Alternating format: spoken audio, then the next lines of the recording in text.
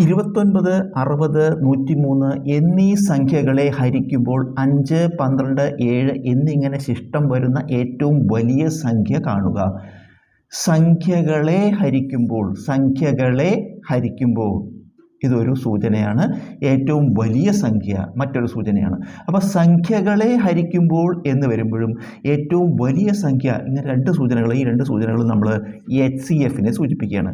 സംഖ്യകളെ ഹരിക്കുമ്പോൾ ഏറ്റവും വലിയ സംഖ്യ, ഇത് രണ്ടും HCFനെ സൂചിപ്പിക്കുകയാണ്. അപ്പോൾ നമുക്ക് HCF ആണ് കാരണം കാണേണ്ടത് മനസ്സിലായി.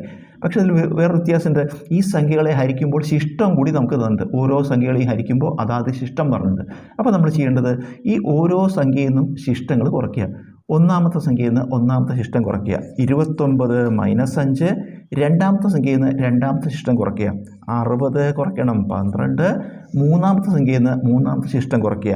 103 - 7 കുറയ്ക്കുമ്പോൾ 29 5 കുറച്ചാൽ 24.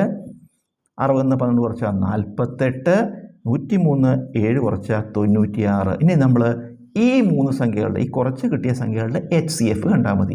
ഈ കുറച്ച് കിട്ടിയ ഉത്തരങ്ങളുടെ HCF കാണുക. 24, 48, 96 ഇതിൻ്റെ HCF കാണണം. നമുക്ക് ഇതിനെ എല്ലാത്തിനെയും 24 കൊണ്ട് ഹരിക്കാം. അതായത് ഇതെല്ലാം 24ൻ്റെ ഗുണിതങ്ങളാണ്. അപ്പോൾ 24 കൊണ്ട് ഹരിക്കുമ്പോൾ 1 24 24, 2 24 48, 4 24 96. അപ്പോൾ നമുക്ക് ഈ മൂന്ന് സംഖ്യകളെ 24 കൊണ്ട് ഹരിച്ചപ്പോൾ 1 2 4 എന്ന് കിട്ടി. അപ്പോൾ HCF ഇതാണ് അല്ലേ, 24 HCF. അപ്പോൾ ഇതാണ് നമ്മുടെ ഉത്തരം. നമ്മുടെ ഉത്തരം ശരിയാണോ നമുക്ക് പരിശോധിക്കാം. എന്താ പറയുന്നത്, ഈ സംഖ്യകളെയൊക്കെ ഹരിക്കുമ്പോൾ 5, 12, 7 ഇങ്ങനെ ശിഷ്ടം വരുന്ന ഏറ്റവും വലിയ സംഖ്യ. അപ്പോൾ ഉത്തരം എന്താണ്?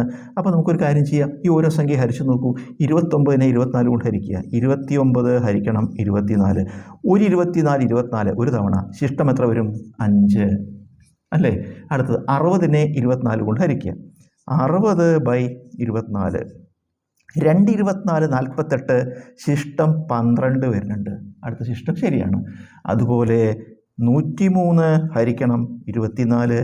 4 24 96 ശിഷ്ടം 7 വരുന്നുണ്ട്. 4 24 96 ശിഷ്ടം 7 വരുന്നുണ്ട്. ശിഷ്ടം 7 ഉണ്ട്. അപ്പോൾ നമ്മുടെ ഉത്തരം എത്രയാണ്? 24.